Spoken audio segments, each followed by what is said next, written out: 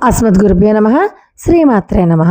పరమేశ్వరుని దివ్యపాదపద్మాలకు నమస్కారం చేసుకుంటూ వీడియోలోకి వెళ్ళిపోదాం.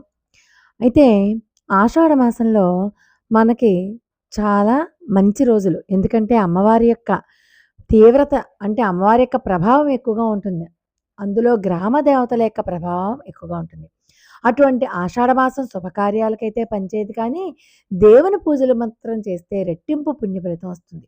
అందులో దీపారాధన, ప్రత్యేకమైనటువంటి దీపారాధన చేస్తే ఏమీ లేని స్థాయి నుంచి మంచి స్థాయికి ఎదుగుతారనమాట. అంత శక్తివంతమైనటువంటి దీపారాధన ఈ ఆషాఢ మాసంలో ఈ నవరాత్రులలో చేసుకోవచ్చు. నవరాత్రులు అయిపోయినా కూడా ఆషాఢ మాసంలో మీకు ఏ సమయంలో ఖాళీగా ఉంటే, ఏ రోజైతే ఆ రోజు చేసుకోవచ్చు. కటిక పేదరికంతో బాధపడేవారు, అనారోగ్య సమస్యలతో బాధపడేవారు, అప్పుల సమస్యలు, వివాహ సమస్యలు, ఇలా ఎన్ని సమస్యలు ఉన్నా సరే ఆషాఢ మాసంలో కనుక మనం ఇప్పుడు చెప్పుకుంటున్నట్టుగా దీపారాధన కనుక చేసుకుంటే చాలా మంచి ప్రయోజనాలు పొందుతారు. ఒకవేళ ప్రతిరోజు దీపారాధన చేసుకుంటే చాలా మంచిది. లేకపోతే కనీసం ప్రతి శుక్రవారము, ప్రతి శనివారం అయినా సరే ఇంట్లో దీపారాధన చేసుకుంటే చాలా మంచిది. ప్రత్యేకంగా ఆషాఢ శుక్రవారానికి చాలా విశేషమైనటువంటి ఫలితం ఉంటుంది. ఎందుకంటే అమ్మవారి యొక్క ప్రభావం చాలా ఎక్కువగా ఉన్నటువంటి మాసం ఆషాఢ మాసం. గ్రామ దేవతలకు ఇష్టమైనటువంటి మాసం ఆషాఢ మాసం అని చెప్పుకున్నాం కదా. అందుచేత మన పూజా మందిరంలో దేవతలు సంచరిస్తూ ఉంటారు. అయితే ఆషాఢ మాసంలో తప్పనిసరిగా మనం కూడా ఇదకన్నా అమ్మవారి విగ్రహం, లక్ష్మీదేవి విగ్రహం అయితే మరీ మంచిది. పూజ గదిలో పెట్టుకొని లక్ష్మీదేవికి పాలతో అభిషేకం చేయాలి. అమ్మవారు క్షీరసాగర తనయ కదా.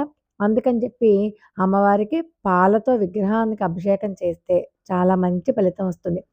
సరే, మనం విగ్రహాలను తెచ్చుకుని వాటిని మడిగా శుచిగా శుభ్రంగా ఉంచలేము అని అనుకుంటే మనకి లక్ష్మీదేవి చిత్రపటానికే మనం పూజ గదిలో పెట్టుకొని చేసుకుంటూ ఉంటాం. అలాగే చాలామంది చెప్తూ ఉంటారు కదా, లక్ష్మీ గవ్వలని, తామర గింజలని, అంటే లక్ష్మీప్రదమైనటువంటి వస్తువులు కొన్ని ఉంటాయి. ఆ తాబేలు విగ్రహము ఏదైనా సరే అవి తెచ్చుకొని పూజ గదిలో పెట్టుకోండి అంటారు. పెట్టుకొని చూడండి, తప్పేముంది. అయితే ఆషాఢ మాసం నెల రోజులు కూడా ఇంటి ముందు ఖచ్చితంగా ముగ్గు వేసుకోవాలి. ముగ్గు వేసుకుంటేనే లక్ష్మీప్రదం, అమ్మవారు దేవతలు ఇంటికి వస్తారు. పసుపు రాసి కుంకుమ బొట్లు పెట్టుకోవాలి గడపలకి. దీపారాధన చేసేటప్పుడు పూజ గదిలో ఖచ్చితంగా అక్షతలు కలిపినటువంటి ఆవు నెయ్యి కలిపినటువంటివి అక్షతలు ఖచ్చితంగా ఉంచుకోవాలి. మరి దీపారాధన చేస్తున్నప్పుడు మనం మామూలుగా ఇల్లంతా శుభ్రం చేసుకుంటాం కదా. ఒకవేళ ఇల్లంతా ఎప్పుడు ప్రతిరోజు మాప్ ఎలా పెట్టుకోలేం. కాబట్టి ఇల్లు శుభ్రంగా ఉండాలి అంటే పసుపు నీళ్లు జల్లుకోండి, ఇల్లు సరిపోతుంది. ప్రతిరోజు ఆడవాళ్ళు తలస్నానం చెయ్యక్కర్లేదు. ఏవో కొన్ని ప్రత్యేకమైన రోజులు తలస్నానం చెయ్యండి. కానీ దీపారాధన చేసే సమయంలో మీ కాళ్ళకి పసుపు రాసుకుని చక్కగా కుంకుమ బొట్టు పెట్టుకుని అప్పుడు గనక దీపారాధన చేసుకుంటే సాక్షాత్తు అమ్మవారి యొక్క స్వరూపమే మనం అందరము కూడా. అందుచేత ఈ ఆషాఢ మాసంలో అమ్మవారి స్వరూపం అయినటువంటి మనమే మళ్ళీ అమ్మవారికి దీపారాధన అంటే ఎంత విశేషమైనటువంటిదో చూడండి. ప్రతి ఒక్కళ్ళు తప్పనిసరిగా ఆషాఢ శుక్రవారము, ఆషాఢ మాసంలో శనివారము 2 రోజులు కూడా మర్చిపోకుండా దీపారాధన చేయాలి. అందులోనూ శనివారం కానీ, శుక్రవారం కానీ సాయంత్రం సమయంలో, అంటే సూర్యాస్తమయం అయిపోయాక కంద దీపం పెట్టండి. అంటే కంద తెచ్చుకోండి, శుభ్రంగా పైనంతా శుభ్రం చేసేయండి. చేశాక మధ్యలో గొయ్యిలాగా తీసి చక్కగా చాకుతోటి నీట్గా దాంట్లో ఆవు నెయ్యి కానీ, అలాగే నువ్వుల నూనె కానీ పోసి 3 ఒత్తులు వేసి చక్కగా దీపారాధన చేసుకోండి. కంద దీపం వెలిగితే ఇంట్లో చాలా పాజిటివ్ ఎనర్జీ వస్తుంది. ఈ మధ్య చాలామంది నాకు చెప్పారు కూడా ఆ విషయం. అందుకని కంద మొక్క, కంద మొక్క కాదు ముక్క తెచ్చుకొని దీపారాధన చేసుకో. మరి కంద ముక్కతో దీపారాధన అయిపోయాక ఆ కందను ఏం చేయాలి అంటే, ఆ కందని చక్కగా మనం వండుకుని తినచ్చు. కొంతమంది ఏం చేస్తారంటే ఆ కందని కాలువలో కలిపేస్తారు. అసలు వద్దు, అలా చెయ్యొద్దు. చక్కగా ప్రసాదంగా భావించి ఆ కందను మనం కూర కింద చేసుకుని మనమే పాడేయకుండా తినాలి.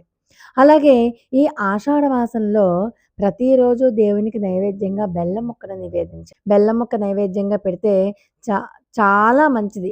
అలాగే అమ్మవారికి ఇష్టమైనటువంటి అరటిపళ్ళు కానీ, దానిమ్మ పళ్ళు కానీ, యాపిల్ పండు కానీ ఇవి సమర్పించారనుకోండి నైవేద్యంగా, సకల కోరికలు నెరవేరడంతో పాటు అధిక సంపదను ఇస్తాయి. దీర్ఘకాలిక అనారోగ్య సమస్యలు కూడా పోతాయి. అందుచేత మనం నైవేద్యం మాత్రం ఏదైనా ఒక ఇత్తడి గిన్నెలో పెట్టాలి తప్పితే ప్లాస్టిక్ గిన్నెల్లోనూ, స్టీలు గిన్నెల్లోనూ నైవేద్యాన్ని ఎప్పుడూ పెట్టకూడదు. అదొకటి గుర్తుపెట్టుకోండి. ఇత్తడి ప్లేటు, వెండి ప్లేటు, కంచు, రాగి ఇలాంటి వాటిల్లో అయితే పెట్టాలి. లేవు అనుకోండి లోహాలతో చేసిన పళ్ళేలు గానీ, గిన్నెలు గానీ తమలపాకు మీద నైవేద్యం సమర్పిస్తే అఖండమైనటువంటి ఫలితం వస్తుంది. అలాగే దీపారాధన చేయమని చెప్పాను కదా! అది తమలపాకు మీద పెట్టి గనక కందదీపం వెలిగించిన, మామూలు దీపారాధన అయినా సరే తమలపాకు మీద గనక పెట్టి ఆ దీపారాధన కుందులు వెలిగిస్తే అఖండమైన సంపదిస్తారు. త్రిమూర్త్యాత్మక స్వరూపమైనటువంటి లక్ష్మీదేవి, సరస్వతీదేవి, పార్వతీదేవి ఈ తమలపాకులో నివసిస్తారట. వాళ్ళ యొక్క అనుగ్రహం ఉంటుందిట. అందుచేత ఖచ్చితంగా దీపారాధన చేసేటప్పుడు తమలపాకు మీద గనక చేసినట్లయితే అఖండమైనటువంటి ఫలితం వస్తుంది. మరి ఈ ఆషాఢ మాసం అమ్మవారికి ఎంత ప్రీతో, మరి అమ్మవారికి ఎవరంటే ప్రీతి?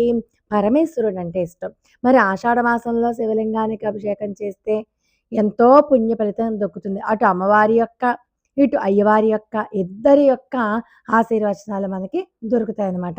అప్పుల సమస్యలతో గనక ఇబ్బంది పడేవారు ఈ ఆషాఢ మాసంలో ఇంట్లో దీపారాధన చేసేటప్పుడు ఖచ్చితంగా లక్ష్మీదేవికి గులాబీ మాల సమర్పించడం, ఎర్రటి పూలతో పూజ చేయడం, అలాగే ఒక కొబ్బరికాయని అమ్మవారికి నైవేద్యంగా పెట్టడం అలాంటివన్నీ గనక చేస్తే మనకున్నటువంటి సమస్యలన్నీ కూడా తొలగిపోతాయి.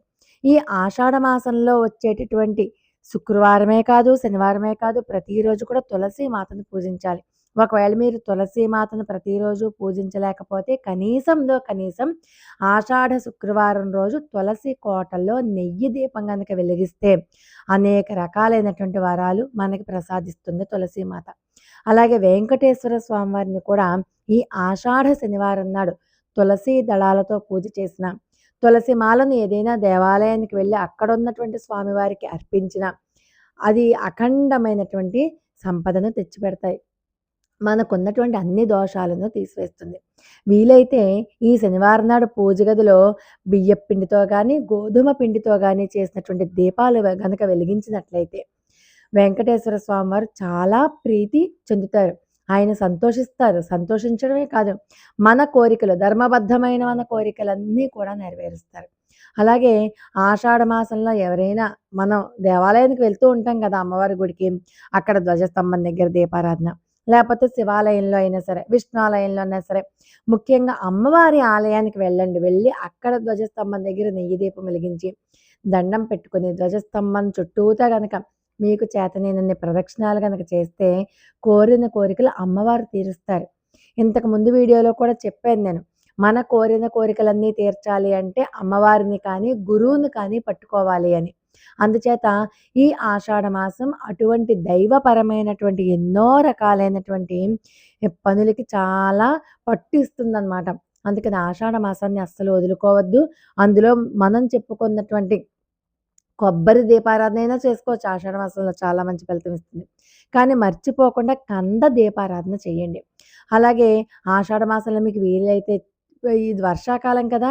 చీమలకి పాపం ఆహారం ఉండదు. అందుకని కాస్త చీమల పుట్టలో లేకపోతే ఏ చెట్టు కిందో లేకపోతే ఎక్కడో దూరంగానో కాస్త పంచదార వేసిరండి.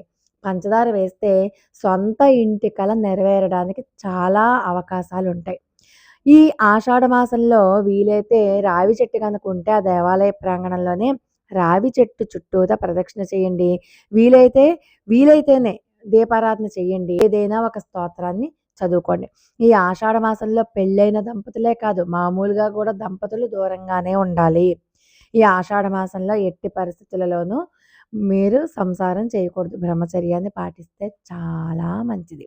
లోకా సమస్తా సుఖినో భవంతు.